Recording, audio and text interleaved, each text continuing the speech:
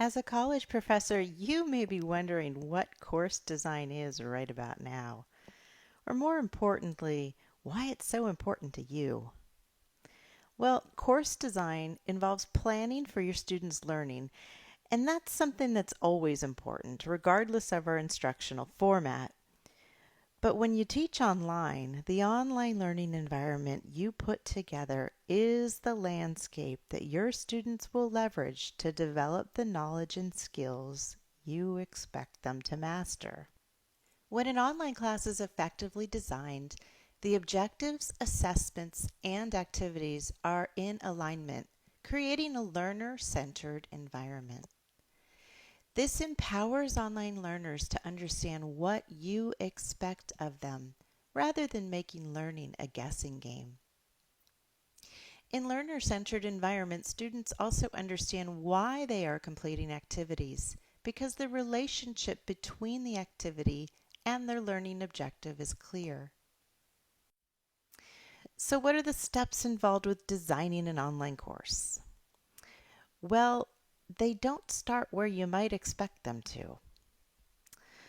Often, when we teach a class, we approach our subject matter by organizing it logically into sequenced topics that will be delivered to students over time, right? That is part of the online course design process, but it's actually not where we start. Instead of starting at the beginning of our course, we need to identify the knowledge and skills we expect our students to have as they complete the course. After all, if we don't know where we're going, we'll never get there. Altogether, there are 3 steps in the online course design process. 1. Identify desired results, which we've just previewed a little bit. 2. Determine acceptable evidence. And 3. Plan learning experiences and facilitation. Let's take a closer look at each step.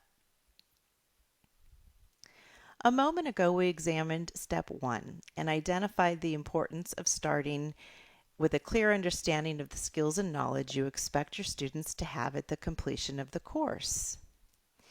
This is the step where content in the course would be organized into manageable chunks, referred to as learning modules or learning units. Each of those modules will include clear, measurable learning objectives that communicate to students what they're expected to be able to do by the time they complete that module. The module objectives are aligned to support the overarching course skills and knowledge or course outcomes that you've already identified. In step 1, what you're really doing is identifying what you want your students to know. In step 2, determine acceptable evidence. You move deeper into the design of each learning module. The modules already have learning objectives, which you established in step 1. Now your task is to think about how your students will demonstrate to you what they have learned. A more common word for this process is assessment. In step 2, you're identifying how you will know that they've learned. And remember, it's always important for your students to also be able to identify that they've learned as well. The third step in the course design process is plan learning experiences and facilitation. Now you begin to create the activities that students will engage and participate in. These are their learning experiences. Through these activities, they will grow, develop, and master the objectives you identified at the start of the module. In step 3, you are identifying what they will do.